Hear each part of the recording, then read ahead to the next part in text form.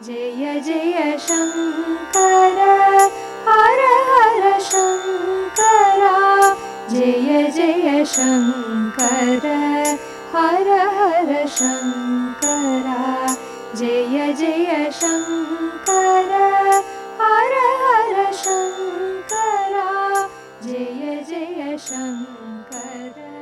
பெரியவா சச்சரித்தம் அத்தியாயம் 7. பிக்ஷாவந்தனத்தை இன்னொரு நாளைக்கு வச்சுக்கலாம். அக்காலத்தில் ஸ்ரீமடத்து சிப்பந்திகளுக்கு சம்பளம் மிக மிக குறைவு. பெரியவாளிடம் கொண்ட அதீத பக்தி பிரேமை ஒன்றினாலேயே சம்பளத்தை பற்றி கவலையே படாமல் தங்கள் பணிகளை பல பேர் தொடர்ந்து செய்து வந்தார்கள். எப்பேற்பட்ட உயர்ந்த மனசு! அப்படி குருநாதரின் சேவைக்கென்றே ஸ்ரீமடத்தில் சமையல் கைங்கரியம் பண்ணி கொண்டிருந்தவர் ஸ்ரீ கணேசையர். ஸ்ரீமடத்தின் கஷ்ட நஷ்டம் தெரிந்தோ அல்லது தெரியாமலோ வருபவர்கள் அத்தனை பேருக்கும் அசராமல் முகம் சுளிக்காமல் சமையல் பண்ணி பரிமாறியவர் இந்த கணேசையர். மாமாங்கத்தின் போது அன்னதான சிவன் என்ற மகாத்மா 1,00,000 பேருக்கு மேல் போஜனம் சேவித்தார் என்றால், கணேசையர் ஸ்ரீமடத்துக்கு வரும் 1000 பேருக்கு தன்னுடைய சின்ன உதவியாளர் குழுவை வைத்துக்கொண்டு குரு கைங்கரியமாக சமைத்து போட்டார். பெரியவாளின் அனுகிரகம் இவருக்கு பரிபூரணம்.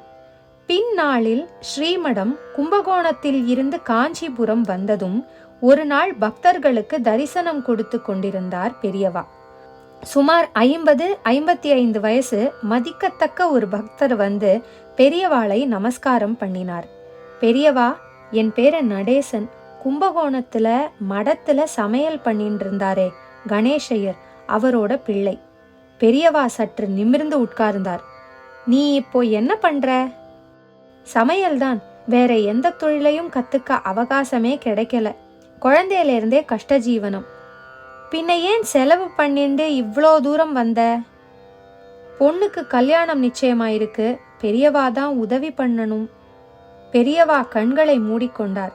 பெரியவாளின் உள்ளத்தில் தான் குழந்தை சுவாமியாக இருந்தபோது கும்பகோணம் ஸ்ரீமடத்தில் இருந்த கணேசையர் சாம்பார் வாளியோடு ஓடி ஓடி பரிமாறியது தெரிந்ததோ என்னவோ. பெரியவா எதுவும் பேசவில்லை. பேசாமலேயே கருணையை வர்ஷிப்பதுதானே பகவானின் ஸ்வபாவம். அடுத்த சில நிமிஷங்களில் பெரியவாளுக்கு அன்றைக்கு பிக்ஷாவந்தனம் செய்வதற்காக மெட்ராஸில் இருந்து ஒரு பெரிய பணக்காரர் குடும்ப சகிதம் வந்தார். ஜெகதீஷா, நான் சொன்னா கேப்பியா? உத்தரவிடுங்கோ பெரியவா. உன்னோட பிக்ஷாவந்தனத்தை இன்னொரு நாளைக்கு வச்சுக்கலாம். இப்போ இதோ நிக்கிறார் பார், இவரோட பொண்ணு கல்யாணத்துக்கு உன்னால் ஆன உதவியை பண்ணேன். மகாபாகியம் மகாபாகியம். ஸ்ரீ ஜெகதீஷன் கன்னத்தில் போட்டுக்கொண்டார்.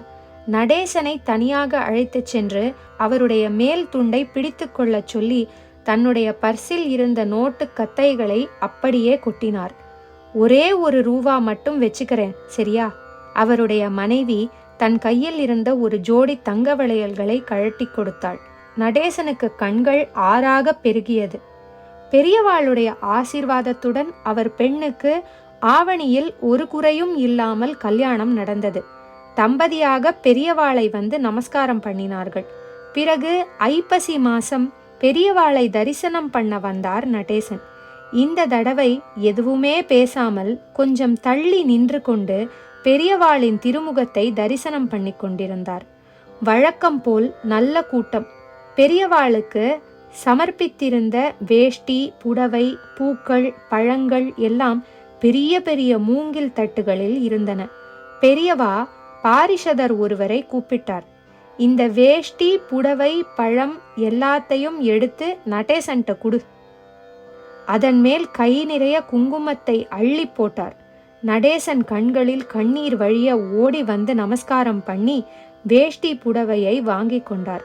தாயினும் சாலப்பரிந்து என்பது இதானே. இரு இரு, இன்னும் என்னோட அனுகிரகம் முடியல என்று சொல்லாமல் சொல்லுவது போல் பெரியவா தன் பார்வையை சுழல விட்டார். அவருடைய பார்வை டக் என்று ஒருவர் மேல் பிரேக் போட்டு நின்றது. நீ மோதிரம் போட்டுருக்கியோ? ஆமா பெரியவா. அதை கழட்டி இவனுக்கு குடுப்பியா?